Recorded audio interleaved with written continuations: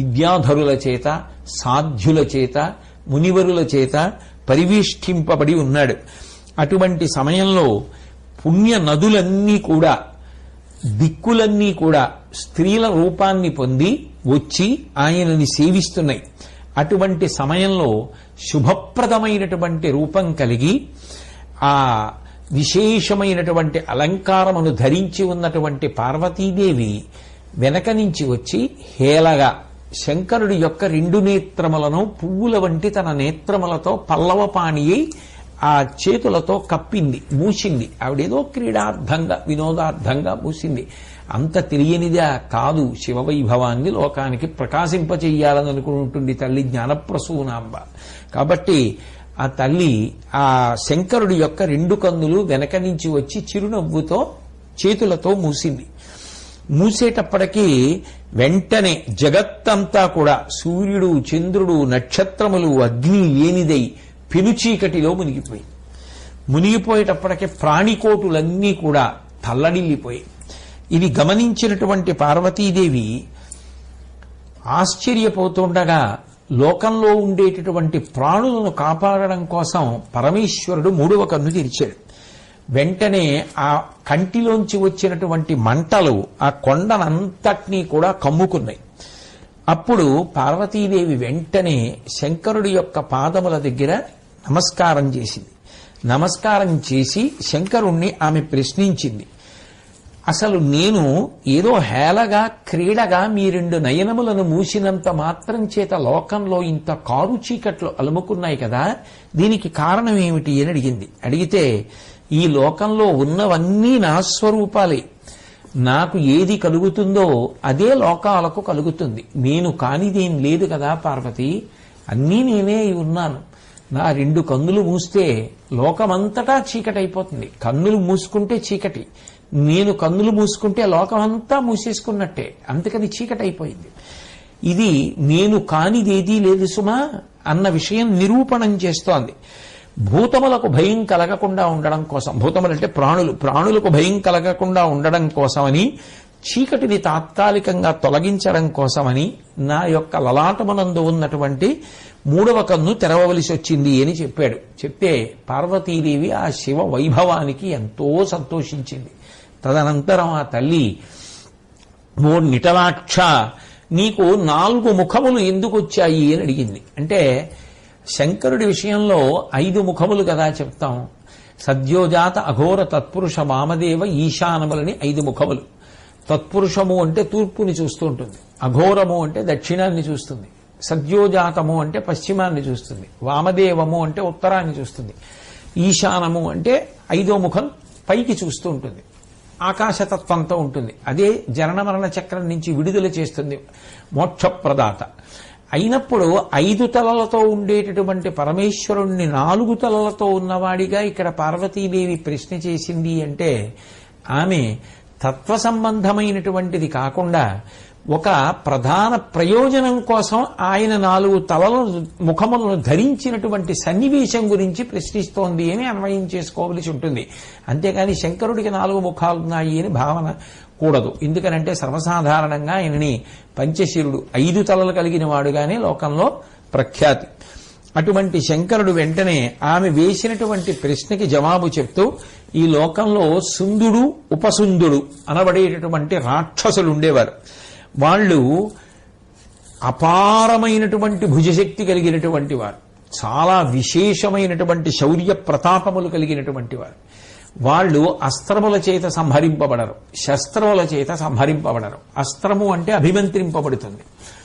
రామచంద్రమూర్తి రామాయణంలో గడ్డి పరకని తీసి దాని మీద అభిమంత్రిస్తాడు. అశ్వత్థామ ఒక దర్భ మీద బ్రహ్మశిరోనామకాస్త్రాన్ని అభిమంత్రించాడు కదా భారతంలోనే. కాబట్టి అస్త్రము అంటే అభిమంత్రింపబడుతుంది, శస్త్రము అంటే చేత్తో పట్టుకుని తన బలాన్ని దానిలోకి ప్రవేశపెట్టి అవతల వారిని హింసిస్తారు, అవతల వారితో యుద్ధం చేస్తారు, బాధ పెడతారు. కాబట్టి దానికి శస్త్రము అని పేరు. కొన్ని శస్త్రములలో కూడా చేత్తో పట్టుకుని కొట్టే ఉంటాయి, పొడిచే ఉంటాయి, విసిరి లాగే ఉంటాయి. ఉదాహరణకి పాశం ఉందనుకోండి, వేసి లాగుతారు. ఓ శూలం ఉందనుకోండి, పొడుస్తారు. లేదు, చేత్తో పట్టుకుని విసురుతారు. తన బలాన్ని పొంది శూలం వెళ్లి అవతల వాడికి గుచ్చుకుంటుంది. కత్తి ఉందనుకోండి, చేత్తో పట్టుకుని ప్రహరిస్తారు. గద ఉందనుకోండి, చేత్తో పట్టుకు కొడతారు. ఒక్కొక్కసారి ప్రయోగిస్తారు. కాబట్టి అవన్నీ కూడా శస్త్రములలోకి వస్తాయి. ఈ సుందుడు ఉపసుందుడు అనబడేటటువంటి రాక్షసులు ఏ అస్త్రానికి శస్త్రానికి కూడా లొంగరు. అటువంటి వారిని సంహరించడం కోసమని ఒకప్పుడు విశ్వకర్మ ఏం చేశాడంటే, ఈ సృష్టిలో ఉన్నటువంటి సమస్త ప్రాణులలో ఉన్నటువంటి అందాన్ని నువ్వు గింజంత తీసుకుని ఒక గొప్ప స్త్రీని నిర్మించాడు. ఆమెకి తిలోత్తమ అని పేరు. ఎందుకంటే నువ్వు గింజంత తీశాడు కాబట్టి. ఆమె ఏ ప్రయోజనం కోసమని చెప్పి పుట్టిందో ఆ ప్రయోజనం నెరవేరడం కోసం, అనుగ్రహం కోసం శివుడికి ప్రదక్షిణం చేస్తోంది. ఆ ప్రదక్షిణం చేస్తున్నటువంటి సమయంలో శంకరుడు ఈమె దేవకార్యం కోసం పుట్టింది, రాక్షస సంహారం కోసం పుట్టింది అని బహుశః తన చూపుల చేత అనుగ్రహించడానికి శంకరుడు ఆమె తన చుట్టూ తిరుగుతున్నప్పుడు 4 వైపులా 4 ముఖములను కల్పించుకుని చూశాడు. అందుకు చేత నాకు 4 ముఖములయ్యాయి. అంటే కేవలము దృష్టి చేత అంత శక్తిని కల్పించగలిగాను అని. అట్లాగే పార్వతీదేవి, మీ కంఠమునందు ఎందుకు నలుపు కలిగింది? శరీరం అంతా ఇంత తెల్లగా ఉంటుంది కదా, కంఠం ఎందుకు నల్లగా ఉంది అని అడిగింది. అంటే ఈ ప్రశ్నలు అడుగుతోంది అంటే పార్వతీదేవికి తెలియవండి, పరమేశ్వరుడు తెలియవు కాబట్టి ఆవిడ అడుగుతుంటే చెప్తున్నాడండి అని అనుకోవడం కూడా అమాయకత్వమే. ఎందుకంటే ఆ తల్లి సర్వజ్ఞ, ఆవిడికి తెలియకపోవడం ఏమిటి? పైగా వాళ్ళు అసలు నిజానికి 2 ఉంటారా? 2 కాదు, 2గా కనపడేటటువంటి ఒకటి. కళాభ్యాం చూడాలంకృత శశికళాభ్యాం నిజతపఫలాభ్యాం భక్తేషు ప్రకటిత ఫలాభ్యాం భవతు మే శివాభ్యాం అస్తోకత్రిభువన శివాభ్యాం హృది పునర్భమాభ్యాం ఆనందస్ఫురదనుభవాభ్యాం నతిరియం అంటారు శంకర భగవత్పాదులు.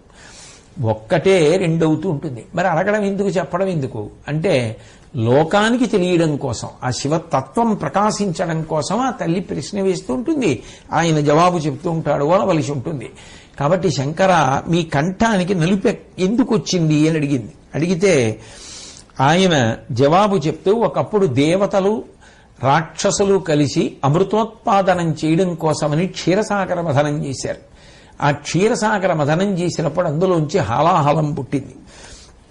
ఆ హాలాహలాన్ని ఎవరూ స్వీకరించలేకపోతే దేవతల యొక్క ప్రార్థన మేరకు నేను దాన్ని స్వీకరించి, కడుపులో లోకములున్నాయి కాబట్టి మింగితే పాడైపోతాయని ఉదరము లోకంబులకును సదనంబకు తెరిగి శివుడు చటుల విషాగ్నిన్ కుదురుకొని కంఠభిలమున పదిలంబుగా నిలిపే సూక్ష్మ ఫలరసము క్రియన్. మింగకుండా దాన్ని కంఠంలో ఉంచుకున్నాను పార్వతి. అలా ఉంచుకున్న కారణం చేత, ఆ గరళము ఉన్న కారణం చేత నల్లగా మచ్చపడింది అక్కడ. అందుకని నేను నీలకంఠుడు అని పిలవబడ్డా. పద్మము వంటి ముఖం కలిగినటువంటి ఓ పార్వతి, నేను ఆ హాలాహల భక్షణం చేసి మింగకుండా కంఠంలో పెట్టుకున్న కారణం చేత తెల్లని కంఠమునకు నల్లని మచ్చొస్తే నన్ను నీలకంఠుడు అని చెప్పి బ్రహ్మాది దేవతలందరూ స్తోత్రం చేశారు అని శంకరుడు చెప్పాడు. తర్వాత పినాకము అనబడేటటువంటి ధనస్సు ఆయుధాలన్నిటిలోకి ఇష్టంగా పట్టుకుని తిరుగుతుంటావు. నమస్తేస్తు ధన్వనే బాహుభ్యాము తతే నమః అంటుంది రుద్రాధ్యాయం. పాతి జగదిది పినాకం అంటుంది లింగ పురాణం. లోకములను ఆ పినాకం అనే ధనస్సుని పట్టుకుని కాపాడతాడు కాబట్టి దానికి పినాకం అని పేరు. మిగిలిన ఆయుధాల కన్నా పినాకం అనబడేటటువంటి ధనస్సుని ఎందుకు ఇష్టంగా పట్టుకు తిరుగుతావు చెప్పవలసింది అని పార్వతీదేవి అడిగితే శంకరుడు జవాబు చెప్తూ, కృతయుగంలో కణ్వుడు అనబడేటటువంటి మహర్షి గొప్ప తపస్సు చేశాడు. ఆయన తపస్సు చేస్తున్నప్పుడు చుట్టూ పుట్టలు పెట్టేశాయి. ఆ పుట్టల్లోంచి ఒక గొప్ప వెదురు పైకి లేచింది. ఆ వెదురు ఏదో సామాన్యంగా ఉండేటటువంటి వెదురు కాకుండా అసాధారణ రీతిలో పెరిగి అంత పొడుగు, అంత వెడల్పుతో పెరిగింది. వెంటనే బ్రహ్మ ప్రత్యక్షమై ఆ మహర్షికి కావలసినటువంటి వరములనిచ్చి ఆ పెరిగినటువంటి వెదురు తాను తీసుకుని 3 ధనస్సులను తయారు చేశాడు. అందులో మొదటిది పినాకము, అది శంకరుడికి ఇచ్చాడు. రెండవది శార్ంగము, అది శ్రీ మహావిష్ణువుకి ఇచ్చారు. మూడవది గాంధీవము. దాన్ని బ్రహ్మగారు తీసుకున్నారు. అదే తదనంతరం అర్జునుడి దగ్గరికి వచ్చింది. కాబట్టి అది ఒక మహర్షి తపస్సు చేసినప్పుడు పెట్టినటువంటి పుట్టలలోంచి పెరిగినటువంటి అసాధారణమైన విదురుతో సృష్టికర్త అయిన చతుర్ముఖ బ్రహ్మ నిర్మించి పరమప్రీతితో నాకు ఇచ్చినటువంటి ధనస్సు కనుక మిగిలిన ఆయుధముల కన్నా దాన్ని ధరించడంలో ఎక్కువ ప్రీతితో ఉంటాను అని చెప్పాడు. తర్వాత పార్వతీదేవి వినిగిరి తనూజ తెరవాహనములనొల్లక వృషంబు అఖిలేశ్వర నిమ్మనమున గైకొని ఎక్కుదు వినగానే వలతు చెప్పవే కారణమున్. అన్నిటికన్నా ఎన్నో వాహనాలు లోకంలో ఉన్నాయి, మీరు తలుచుకుంటే లోట. కానీ ఒక ఎద్దుని వాహనంగా చేసుకుని తిరుగుతూ ఉంటారు శంకర, కారణం ఏమిటి చెప్పవలసింది అని అడిగింది. అడిగితే ఇతపూర్వం అనుశాసనిక ప్రబంధంలో గోమహాత్మ్యంలో భీష్మాచార్యుల వారు చెప్పినటువంటి విషయాన్ని శంకరుడు తిరిగి చెప్తూ, ఒకప్పుడు హిమవత్ పర్వత ప్రాంతంలో నేను కూర్చుని తపస్సు చేస్తూ ఉంటే కొన్ని ఆవులు నా చుట్టూ చేరాయి. అందులో ఒక ఆవు పాలు దూడ తాగుతున్నప్పుడు దాని యొక్క నోటి చివరకొచ్చినటువంటి నొరగ ఎగిరి నా మీదకొచ్చి పడుతున్న కారణం చేత నాకు తపోభంగమై నేను కన్నులు తెరిచి తీవ్రంగా చూస్తే ఆ కంటి కాంతులు పడినటువంటి గోవులు కొన్ని కపిల గోవులయ్యాయి. ఆ సమయంలో చతుర్ముఖ బ్రహ్మగారు పరిగెత్తుకొచ్చి నన్ను సంప్రీతుణ్ణి చేసి నాకు ఒక వృషభాన్ని దానం చేసి సంతోషపెట్టాడు. ఆ వృషభాన్ని స్వీకరించి దాన్ని వాహనంగా చేసుకున్నాను. అదే పతాకంలో ముద్రగా తీసుకున్నాను. కాబట్టి నేను వృషభ కేతనుండయ్యాను, వృషభ వాహనుండయ్యాను. అంత సంతోషంతో బ్రహ్మగారిచ్చినటువంటి ఆ ఎద్దుని వాహనంగా చేసుకున్నాను. అందుకని నాకు ఆ వృషభం అంటే చాలా ఇష్టం, దాన్ని వాహనంగా చేసుకున్నాను అని పార్వతీదేవికి తెలియచేశాడు. అట్లాగే శ్మశానంలో మీరు నివసించడానికి కారణం ఏమిటి? కైలాసం ఉంది, చింతామణులతో తయారు చేయబడినటువంటి గృహం ఉంది. ఇన్ని కాదని శ్మశానంలో దేనికుంటారు అని అడిగింది. అడిగితే అప్పుడు శంకరుడు చెప్తున్నాడు, క్రూరమైనటువంటి భూతములు లోకంలో ఉంటాయి. తెల్లవారి పూజ చేస్తే అంటల్లా ఉత్తిష్టంతో భూత పిశాచాహ అని అక్కడ ఎవరూ కూర్చోపోతే వాళ్ళ ఏమంటే మీరు అక్కడ లేవండి అంటావా? కాబట్టి క్రూరభూతములు ఉంటాయి లోకంలో, అవి అంతటా తిరుగుతూ ఉంటాయి. అట్లా తిరుగుతున్నవి జనులను నశింపచేయడం మొదలుపెట్టాయి. అప్పుడు సృష్టికర్త అయినటువంటి బ్రహ్మగారు నా దగ్గరికి వచ్చి పార్వతి అడిగాడు, ఈ క్రూరభూతములు లోకులను పాడి చేస్తున్నాయి, అవి లోకులను నశింపచేస్తున్నాయి, వాళ్ళ ధర్మకార్యాలకి అడ్డొస్తాయి. అందుకని మీరు తగిన విధానం చేసి వీటిని ఏదో విధంగా నిగ్రహించవలసినదిగా కోరారు. అట్లా ప్రార్థన చేస్తే నేను అప్పుడు వీటన్నింటినీ కూడా ఒక చోటికి చేర్చి ఉండాలి అనుకున్నాను. వీటన్నింటినీ, ఈ ఉగ్రభూతాలని, ఇటువంటి వాటిని అన్నింటినీ, క్రూరభూతాలని ఒక చోటికి చేర్చాలి. ఎక్కడ ఉంటే బాగుంటుంది? నేను ఎక్కడ కూర్చుని వీటన్నింటినీ అక్కడ కూర్చోబెట్టుకుంటే బాగుంటుంది, ఇవి ఊరి మీద పడిపోయి ఎవరిని పాడు చేయకుండా అని ఆలోచించాను. ఆలోచిస్తే మోక్షాన్ని కోరుకునేటటువంటి వారు ఏ విధమైనటువంటి తపోభంగానికి అవకాశం లేకుండా, ప్రాణం పోయిన తర్వాత తీసుకురాబడే వాళ్లే గాని ప్రాణం ఉండగా సరదాగా పెడదామని వచ్చేవాళ్ళు ఎవరూ అక్కడ ఉండరు. కాబట్టి ప్రశాంతంగా ఉంటుంది. కాబట్టి శ్మశానం కన్నా పవిత్రమైన ప్రదేశం ఏమిటి, అక్కడ కూర్చుందామని అనుకున్నాను. శ్మశానంలో ఉండడానికి కారణం ఏమిటి అంటే, ఈ భూతములనన్నింటినీ కూడా ఒక్క చోటికి చేర్చాలి అంటే అక్కడికి చేరిస్తే ఎవ్వరికీ ఇబ్బంది ఉండదు. అక్కడికి ఎవరు వచ్చేవాళ్ళు లేరు, ప్రాణం పోయిన వాళ్ళు అక్కడికి తీసుకొస్తారంతే. పైగా రాత్రి వేళ అక్కడికి ఎవరు వస్తారు? అందుకని నేను వీళ్ళందరినీ రాత్రి వేళ అక్కడికి తీసుకుపోయి అక్కడ కూర్చోపెట్టి వాళ్ళు వీళ్ళ మీద పడిపోకుండా, జనులను నాశనం చేసేయకుండా నేను అక్కడ పెట్టుకుంటే లోకములకు ఇబ్బంది ఉండదని నేను అక్కడ కూర్చుని వీటిని అన్నింటినీ అక్కడికి తీసుకెళ్లా. అంతేకాని ఉత్తినే వెళ్లి నేను శ్మశానంలో కూర్చోలేదు. అట్లా నేను కూర్చోకపోతే లోకములు నాశనం అయిపోతాయి. కాబట్టి ఈశ్వరుడు శ్మశానవాసి అంటే అయితే నాకేం నిన్న చింతామణి సౌధానికి పోతానని ఆయన లేచిపోయాడు అనుకోండి, ఈ అన్నవాడిని వెంటనే ఉగ్రభూతాలు వచ్చి మెడపీకేస్తాయి. కాబట్టి ఆయన ఉంటున్నాడు అంటే ఆయన సరదా కోసం కాదు, మన సంక్షేమం కోసం అని తెలుసుకోవాలి.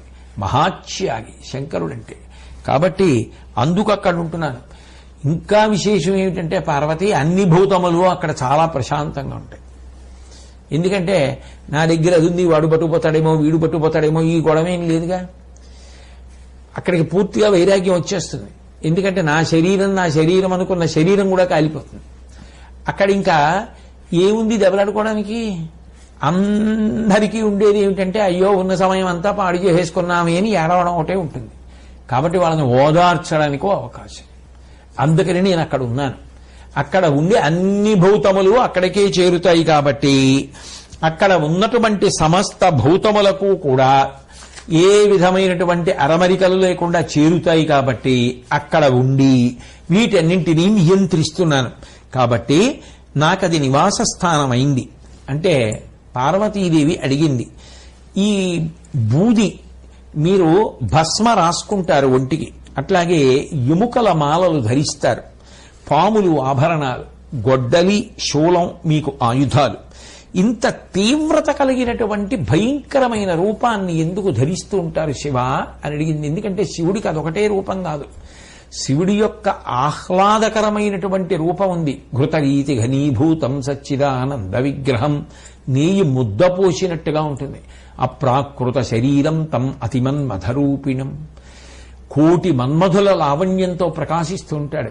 అంత అందగాడివి ఇటువంటివన్నీ ఎందుకు ధరించి ఉంటూ ఉంటావు, ఏమిటి కారణం అని అడిగింది. అడిగితే అప్పుడు ఆయన అసలు రహస్యాన్ని బయటపెట్టాడు. ఈ లోకం నడుస్తోంది అంటే రెండు కారణముల చేత నడుస్తోంది. ఒకటి వేడి, ఒకటి చల్లతనం. ఈ రెండూ కూడా అవసరమే. ఈ రెండూ లేకుండా అసలు నడవదు. చల్లతనం అంతా విష్ణుస్వరూపం, వేడితనం అంతా శివస్వరూపం. ఈ రెండు కలిస్తేనే సృష్టి. ఈ రెండింటినీ కలిపి విశ్వముగా నేను ధరించి భరించి ఉన్నాను పార్వతి. అందుకని వేడికి సంబంధించినవి నాయందు ఉంటాయి కాబట్టి అటువంటి వాటన్నింటినీ అగ్ని సంబంధమైన వాటిని ధరించి ఉన్నాను అని చెప్తే, మరి అంత చల్లటివాడు చంద్రుణ్ణి తల మీద ఎందుకు ధరించారు అని అడిగింది పార్వతీదేవి. దక్షయజ్ఞంలో దేవతలందరూ దారి తప్పి చెయ్యకూడని యజ్ఞం చేస్తూ ఉంటే శివుడికి అందులో హవిస్సు లేదంటే వాళ్ళకి బుద్ధి చెప్పడం కోసమని దక్షయజ్ఞ ధ్వంసం చేశాను వీరభద్రుడిగా. ఆ చేస్తున్నప్పుడు అక్కడ ఉన్నటువంటి చంద్రుడు కింద పడిపోతే ఆయన్ని తొక్కేశాను. తొక్కేస్తే శరణాగతి చేసి ఆ చంద్రుడు నన్ను ప్రార్థన చేశాడు. వెంటనే నా మనసు ద్రవించిపోయింది. అంటే ఎంత భక్తవాత్సల్యం ఉన్నవాడు.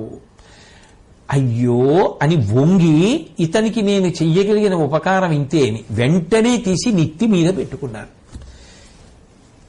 నేను తొక్కానో ఆనా కాళ్లే పట్టుకుంటే ఎత్తి నెత్తిని పెట్టుకున్నాను. అంటే ఎంత తప్పు చేసిన వాడైనా తప్పైంది మహాప్రభో అని నమస్కరించి శరణాగతి చేస్తే వాళ్ళని ఎత్తి నెత్తిని పెట్టుకోగలిగినటువంటి ఉదారుడు శంకరుడు, అంతటి మహానుభావుడు. కాబట్టి పార్వతి దక్షయజ్ఞ ధ్వంస సమయంలో ఆ చంద్రుణ్ణి ఎత్తి తల మీద పెట్టుకున్నాను. చంద్ర రేఖ ధరించాను కాబట్టి చంద్రశేఖర అని. చంద్రుడు కాలమును గణన చేయడంలో చంద్ర కళల చేత శుక్లపక్ష కృష్ణపక్షములు కాలగతి నిర్ణయిస్తారు. కాలాతీతులను కనుక చంద్రశేఖర అని, చంద్రమౌళి అని కీర్తింపబడ్డాడైన. కాబట్టి ప్రధాన కారణంగా శంకరుడు చెప్పింది దక్షయజ్ఞ ధ్వంసంలో నా చేత ఖేదమును పొందినటువంటి చంద్రుడు శరణాగతి చేసినప్పుడు మళ్ళీ ఆ చంద్రుణ్ణి ఎత్తి తల మీద ధరించాను అని చెప్పాడు. పార్వతీదేవి వేసినటువంటి ఈ ప్రశ్నలకి శంకరుడు చెప్పినటువంటి జవాబులు ఏవి ఉన్నాయో ఆ ఘట్టాన్ని విన్నటువంటి వాళ్ళకి సమస్త పాపములు తొలగిపోతాయని, ఇది పరమ పవిత్రమైన ఘట్టమని భీష్మాచార్యుల వారు ధర్మరాజు గారు వేసినటువంటి ప్రశ్నకి జవాబుగా ఉమామహేశ్వర సంవాదము అన్న పేరుతో ఈ పార్వతీ పరమేశ్వరుల మధ్య జరిగినటువంటి ప్రశ్నోత్తరముల యొక్క విశేషాన్ని వివరించడం జరిగింది. అటువంటి మహానుభావుడు, భక్తుల పట్ల గొప్ప వాత్సల్యము కలిగినటువంటి ఆ పరమేశ్వరుని యొక్క నిరతిశయ కృప వలన, నిర్హేతుక కృపా కటాక్ష వీక్షణముల వలన భీష్మాచార్యుల వారు ఏ సదాచారములను చెప్పారో అటువంటి సదాచారమును పట్టుకోవడానికి, ఏ దురాచారములను చెప్పారో వాటిని విడిచిపెట్టడానికి కావలసినటువంటి ధృతి మన యందు పెంపొందాలని, ధర్మమునందు అనురక్తి కలగాలని, తత్కారణము చేత భగవంతుని యొక్క ప్రీతికి మనం కారణం కావాలని, అటువంటి ఉత్తమమైనటువంటి నడవడిని ఆ ఈశ్వరుడు మనకు కలగజేయుగాక.